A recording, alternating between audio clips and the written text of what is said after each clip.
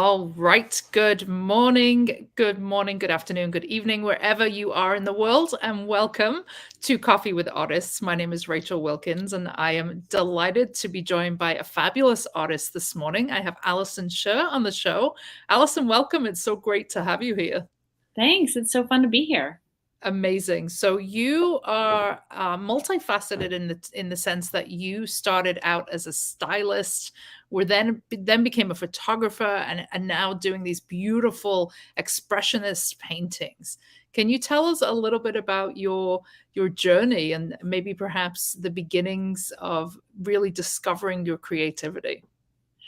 I think you mean like when I was little, Yeah, was there the like a real point where journey? you or your significant family members Mhm. recognized that this was your jam? I think it's always been evident.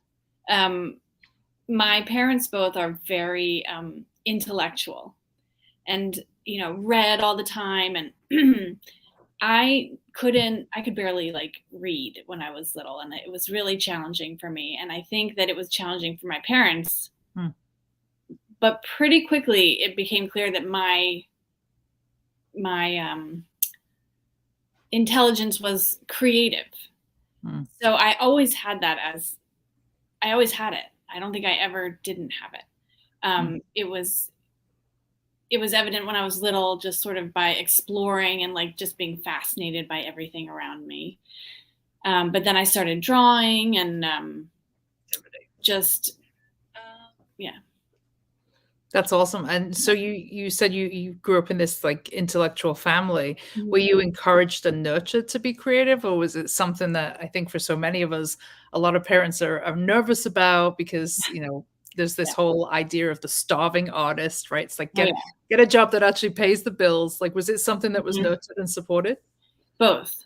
Both. Mm. There was definitely a lot of support. I mean, the house I grew up in, my parents were divorced, but my mom and my dad both really appreciate art. And I grew up with art around me, like art books and going to museums. I grew up in DC. We always went to the National Gallery. And um, I was exposed to art and um, at the same time, um, my parents did say things to me like, you really, you won't be able to make money. You got to figure out something else. And I somehow just always was like, you can think that, but Mm. I don't agree. It just never really mattered to me. It felt like the wrong version of what I was doing. But eventually they sort of figured out that this was actually, you could make money, you could be successful. Um, and they were very supportive. So you grew up in Maine. I was Then born in Maine, and then you were born in Maine, yeah, then we and then moved went in, to DC. yeah. What Mhm. was it like growing up in Washington, DC? As somewhere that's so electric Yeah, with energy. yeah. I interestingly didn't appreciate it as much then growing up there as I do now. It was very political, and I was not. So I sort of got out of there as fast as I could when I became a teenager. But when I was little, like I said earlier, I was able to explore so many things. I grew up in this little pocket of DC before we moved to Alexandria, called Glover Park, and it's these tiny little houses. They're all connected, and then behind them there's these alleyways. And my best friend lived on the other side of the alleyway, and I would explore and find these sort of gems. Like, to me, when I was young, a gem was like broken glass on the sidewalk. Like, that Mm. was gems. And like the way, the vines grew through the sidewalks, and like my sandbox, everything to me was like treasure. Mm. So there's one point where I did a lot of cartwheels up and down the sidewalk. That was one of my activities. And someone must have spilled blue, like cobalt blue, um, stones. And I was cartwheeling down the sidewalk, and as I was cartwheeling, my eye caught all, this pool of blue stones, and I decided that those were left there for me, like they were my treasure, and I put them in my pocket, and like it didn't occur to me that someone had dropped them. These were for me. So those are the kind of memories I have of DC. That's so awesome. Yeah. Do you it's fun, it's interesting that like as artists, I think we see the beauty in things that perhaps others don't, Mhm. often in Mhm. like situations or scenes that others may find ugly. Like I Right. found myself like I was on a bus trip between Austin and Dallas, and the bus was like a Greyhound bus, and I was really under the weather as well. But we stopped at this like crossroads, and there was this pile of like just construction rubble. I remember staring at it, and it was like the composition of it, like, looked like it should be in, like, MoMA. Like, it was Yeah, just so exactly. beautiful, and I was, like, looking at it, and I'm Mhm. like, I wonder if, like, normies, quote, unquote, "normies" see what we see, right? I wonder if anybody, Mhm. like, I think it's limited to creative people. I had that same thought this morning because I was driving at like 5 in the morning, and it's sort of rainy here, and like the sun was coming up, but you couldn't really see it. But I was driving on a highway kind of in the middle of nowhere, and far off in the distance there was lights flickering, and then the red lights of the cars in front of me all moving together. It felt like you feel it like in your body, or I don't know if you Mhm. do, but I Yep. feel something. And I was thinking about that this morning, like, what is that? Is Mhm. that what makes me want to make art? Like that Mhm. feeling is what I'm trying to capture in my art. Like it's like I have to now like keep that with me somehow. Right. Right? It almost feels like an additional sense. Hmm. Yeah. Like, if I were to try and describe it, it's like this other additional, like, we have a sense of smell, a sense of taste, a sense of touch. Like, it's this something else that you can't quite put your finger on, but you Right. know that you will see beauty in things that are not Right. conventionally beautiful. Yeah. Yeah. And I'm always pointing it out to people. Whether they like And they're it. like, "What are you talking about?" Mhm. I can't tell sometimes if they're interested or not, but I can't That's help so myself. fun. So you moved to New Jersey, and you have been creating this really just gorgeous, expressive, like kind of abstract expressionist works. Like, tell us kind of the journey from going from kind of stylist and working with props to Yeah. photography to this real explosive form of expression. Yeah. Oh, thanks for saying it like that. Well, I studied photography, art photography at college, and I moved to the city and worked as a photographer and a photographer's assistant, and segued into prop styling, which I loved, and did for a long time in New York. But um, when I moved out of the city into New Jersey, we had more space Mhm. physically and mentally. I had more space, and I started going back to the paintings I used to do when I was, in college. Um, and I had a few different iterations of my work. It's always changing. And I started out doing canvas paintings, and right away I was like, this is not, I can't afford this. This is too much money. And I Mm. went to Home Depot and started looking at what are my options to paint on. And I started buying metal sheets and bringing those home and painting on them. And at the same time as I started painting, I also connected with a gallerist out here in Mhm. New Jersey, who was pretty established, and she started mentoring me as an artist. Like I would bring her work, and she would say, "This is sort of the line you want to go in. These are the things that I think I could sell, really."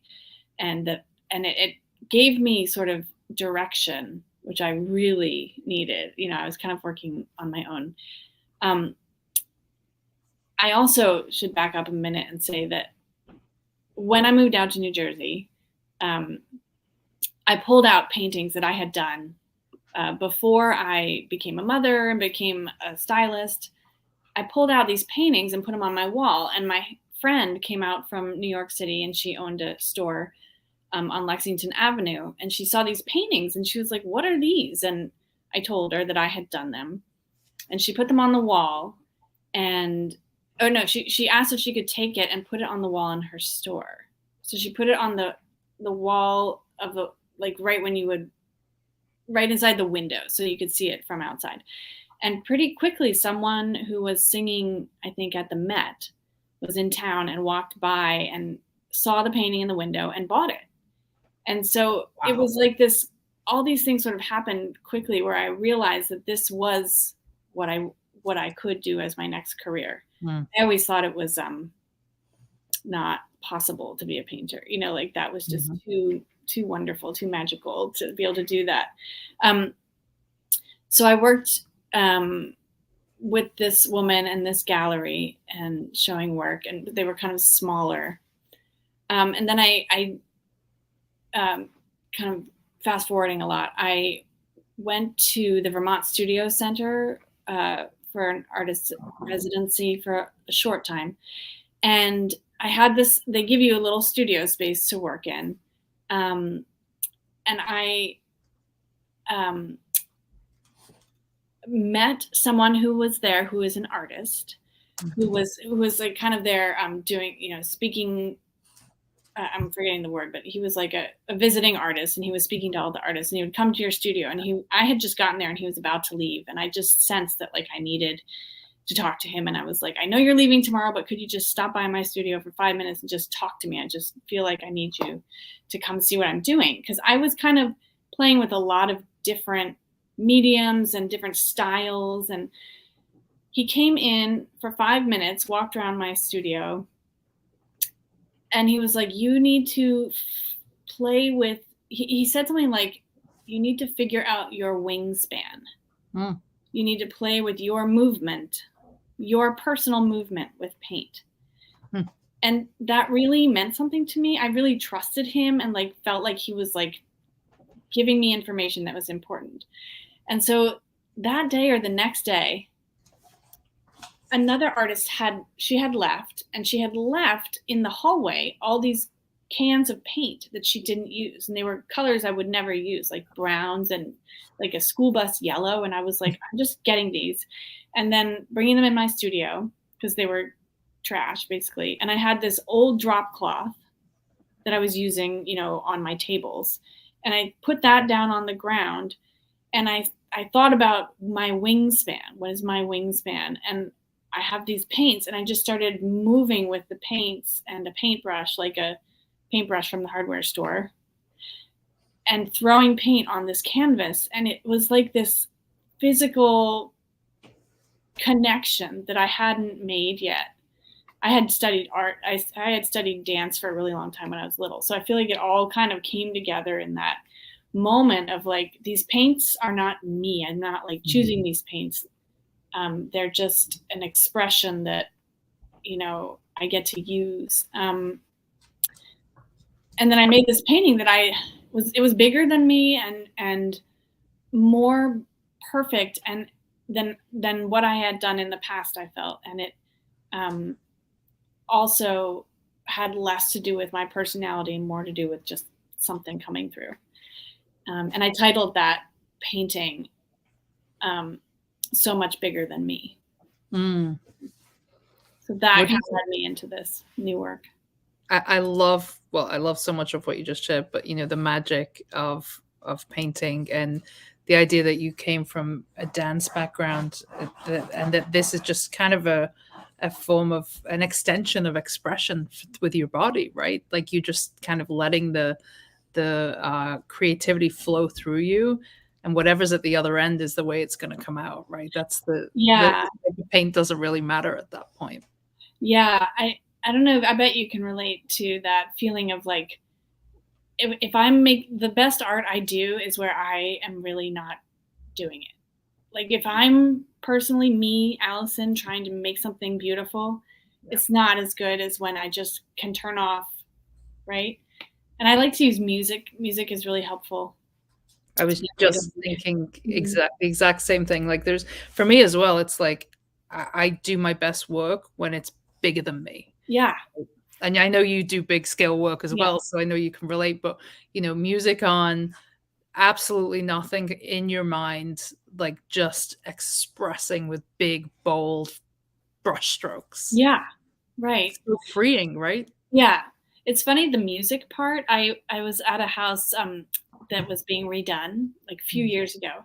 And this really great plumber, like this super cool guy who's a plumber, was like, hey, what do you do? Like, do you listen to music when you make your art? And I was like, well, that's a weird question. Like, I never really thought about it. And he said, I listen to music because it's part, like, it's my creativity. Plumbing is my creativity. You know, he's like connecting pipes, he's creating things. And I didn't realize how much I needed the music. And so I started consciously choosing the music I was listening to. Mm.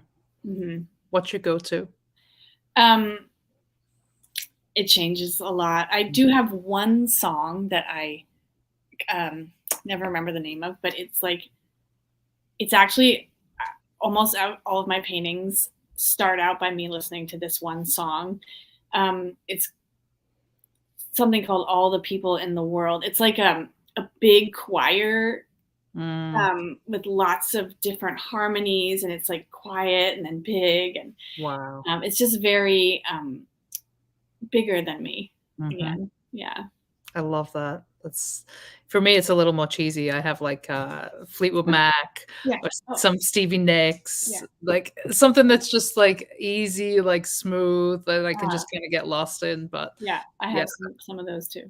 Have to have the music, have to have the tunes. Who has been who have been your influences throughout your career, and who would you say your influences are now? Do you even look at other work? Because I know it's not for every artist. I do. I love to look at other artists' work. When I was younger, I would spend time in like the libraries, like the school library. There were certain books that I would go to. So in high school, I would go to visit the John Singer Sargent book, and he has this one famous painting called Rose Lily, Lily Rose. It's something like that, but it's two girls in a garden with like big flowers, and the light is really like evening, beautiful lanterns. I would go visit these books and study. I don't know what, I was just like taking it in, I guess. And also there's a photographer named Eudora Welty who did black and white pictures in the South in maybe the 40s or 50s of people. Those used to really inspire me. And then more recently, I discovered Joan Mitchell, her work. And she's one of my main, like, she's the big color, bigger than life. There's a lot more, but those are the ones that are coming to me right now. How about you? Yeah, it's interesting because it was always Pollock in the beginning, because I was just so like, it was so groundbreaking what he did, right? Like, it really shook up the art world in so many ways, like as to what would constitute art. And I also related a lot to just the freedom of like just throwing paint around, and that such a like emotional experience. And I remember seeing a Pollock in person for the first time. I remember sitting in MoMA and I guess I just hadn't contemplated the vastness of them and how textural they were. I remember just sitting in front of it and just like weeping and like, being like, what is this? This is something I've looked at in textbooks for years, and now it's in front of me. Yes. But I would say for me, like Robert Rauschenberg is a big one.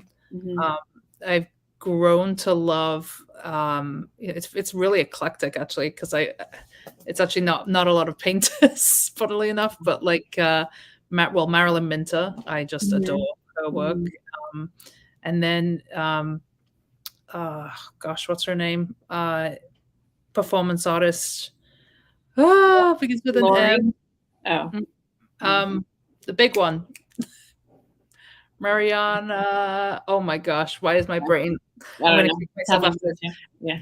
Anyway, she did The Artist is Present at MoMA. She did this whole, and I got to actually, we were in Florence 3 years ago, right before the pandemic, and we were just walking past a museum, and I happened to see that she had a retrospect, and so we got to go be immersed in this retrospect, and it was just like a life-changing experience. So I'm always open to like discovering, new influence, and it's so interesting how it shapes and molds your own work as you move forward.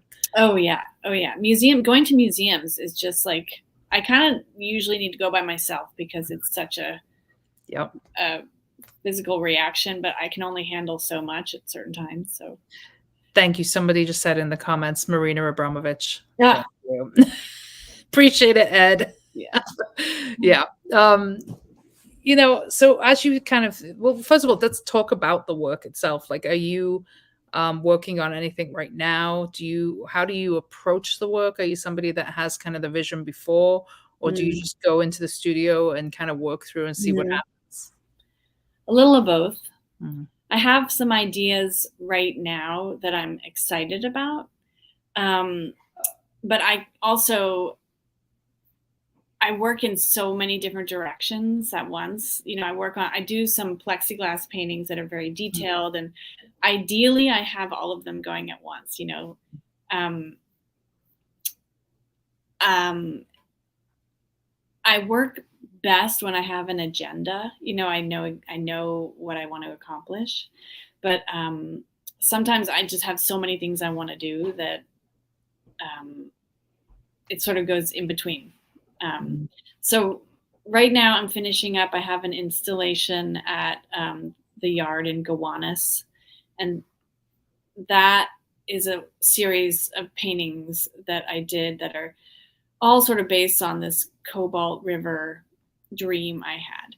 So I've been looking back at some of the paintings I've done, and I realized that um, there's a series that I did in the beginning when I started painting these big pieces that were three colors, and I want to see if I can train myself to make a series where each painting in the series is only three colors, because I get so excited by the color I start wanting to add. So I'm seeing about how that unfolds in my practice. I have an idea, um, and I also, as you get like a job here and you want to sort of accomplish that first, but that's my next um, thing I want to do for myself. I feel like you going back to that cobalt blue all the time. Hmm. The Yeah. blue, the stones when you were a child, and Hmm. this dream. Tell us about the dream. Well, it's very short, but it left a big impression on me. In high school, I had a series of like very formative dreams. They seemed like they were talking to me and giving me some sort of clarity about myself. And one of them was just me standing in the stream in the woods with bare feet, and at the bottom of the stream, all the rocks were this cobalt blue color, which is my favorite color. It's the color of the sky sometimes. And my grandmother growing up always had turquoise jewelry on. So the blue has kind of been with me. Mm. And I think Nostalgic almost. it's nostalgic, and it also has that sort of magic enchantment. To me, it Mm. includes that. It's like this royal, sort of deep knowing, and stones themselves to me feel like if I'm sitting on a giant stone, in Maine where I like to go, like if I'm sitting on a stone, I don't know, something about these stones just feel like you're connected. Um, so anyway, there's all sorts of stuff happening there. I love it. I love that it's been this kind of through line through your life. Hmm. You have me thinking about a reoccurring dream that I used to have as a child, that I was being chased by this still body of water. Just super Ooh, weird. It was like a still body of water that was like coming after me, and I was like afraid. what? Now I'm like sitting here like psychoanalyzing it, thinking, does that mean I'm like terrified of the calm? Am I I afraid know, of that's so still fascinating. waters? I Were you feel like, little? I mean, old enough to remember it, but Hmm. Hmm. I'm sure a psychiatrist would have a field day with that dream. But Well, I think it's so fascinating what little kids do with the information that's coming to them. Like it means it's like creating a story around just a sound you hear, just something you saw. Um, I mean, I did almost drown when I was a kid. It could be that. Oh, There that is has that. something to do with it. I fell through a rubber ring and I was, like, swimming Oh, down to try and get out, and somebody jumped in and yeah. saved you. So maybe that's why.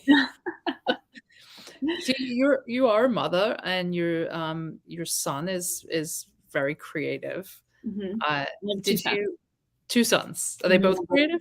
Yeah, both creative in different ways. Mm. Tell us about that and tell us about the journey as a mother who is, now raising creative children. Like, do you foster that? Like, or do you kind Mm, of guide against it? right. I notice creativity in everyone. I think it's just innate in everyone, whether you know it or not. Mhm. In different ways, it comes out in different ways with everyone. Um, and I think that I'm most comfortable nurturing creativity. That's just what I do.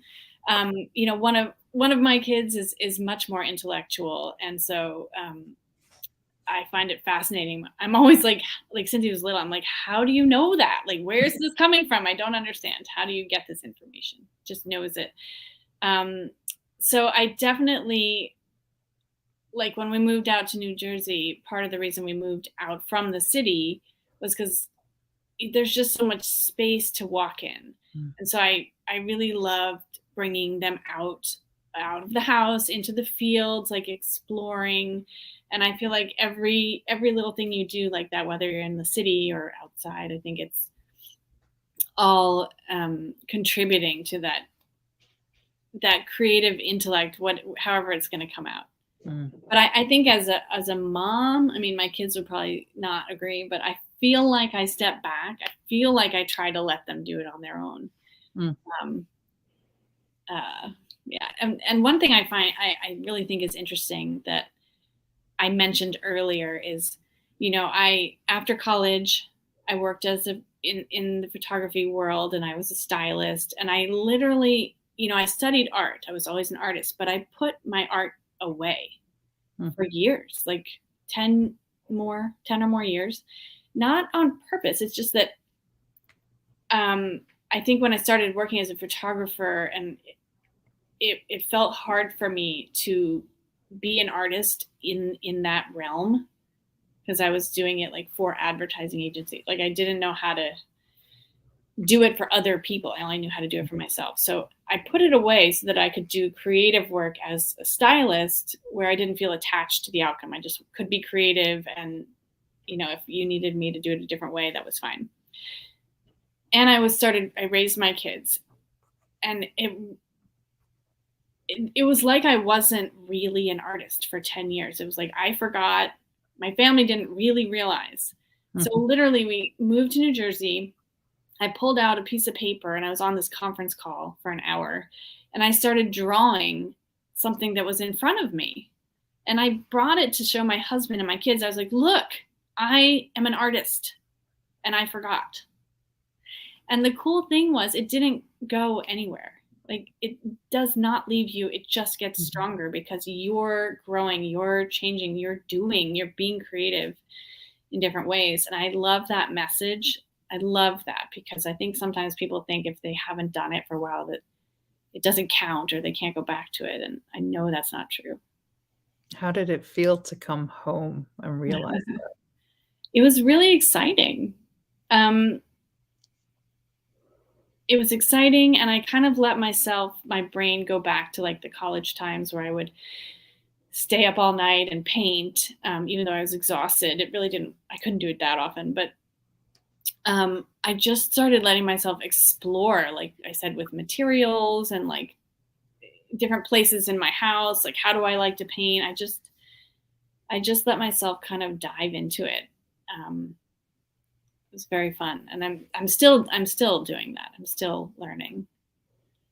I think it's such a beautiful thing when you remember Mm, who you are at your core. yes, yes. Uh, Remember who you are. I always go back to, like, that's home for me, Mhm. and I do forget often that that's Yeah, who I am, but, before I'm anything else, I'm an artist, like, right. Yeah, anything. yeah. So what do you hope that somebody who is observing your work experiences, feels takes away, or do you even care?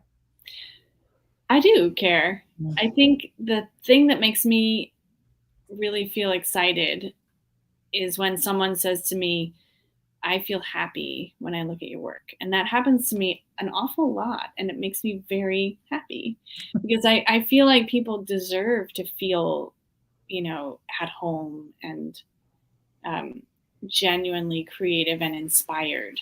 So, my intention when I'm making paintings, I know they're going to someone in particular. I don't know who, but they always have a home.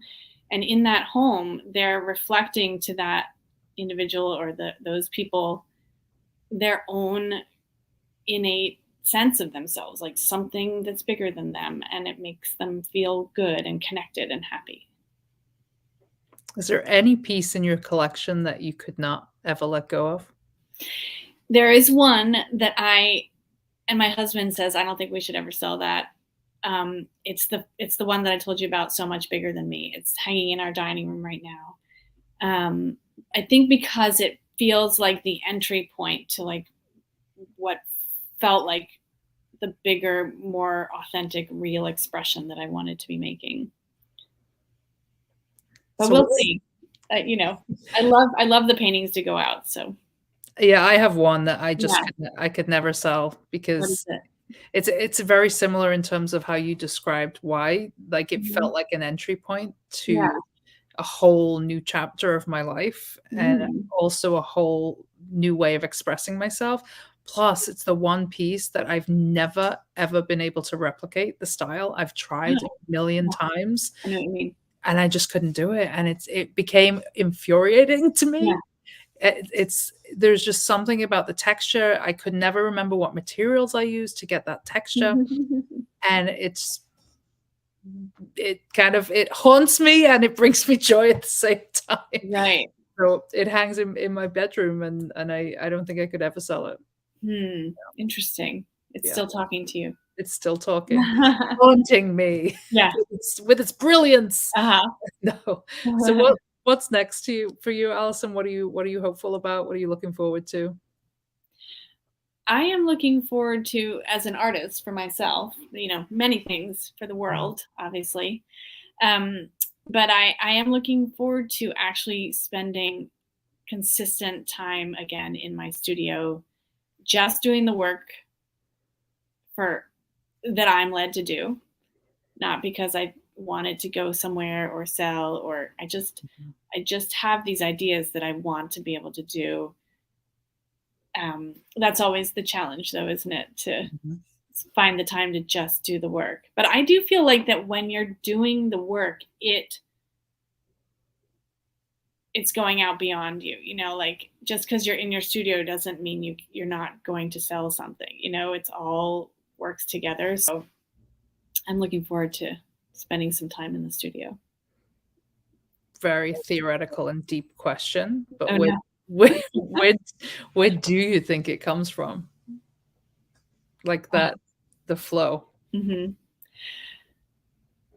Um, well, I call it God. I feel like it's the creative force that makes everything. I mean, it's the cause, whatever you want to call it. It's like something bigger than us that is what makes us all. Yeah, hmm I love that. Yeah. Ginger Fox says, "That's so true. You mature, and so does your art, even though you may not be creating." I love it. I Yeah, love it. And I feel like everyone needs to know that. yeah. It's in you no matter what. So I love it. So much bigger than us. I think that's a wonderful way to close out our conversation, Alison. And Thank it's been you. such a pleasure to spend time with you, You and too, Rachel. Thank you. so great. And tell us where folks can go check out your work. In fact, I think I have your website here, but do Oh, let nice. let My website is my name, Alison Sher, SCHERR.com. And then on Instagram, it's a share art. Okay, I just dropped it into the comments, folks. Thank you. So make sure you do go check out Alison's work. And Alison, thank you so much for being on the show. I appreciate it. Thank you so much for having me. It was great talking to you. All right, folks, that is it from us at Coffee with Artists for now. We're going to be back in 2 weeks chatting with another fabulous artist. If you enjoyed this, please do share, please subscribe on YouTube, and please do drop us a line or an email or a DM if there's a particular artist that you want to hear from. All right, thanks for that. Thanks for tuning in. Bye.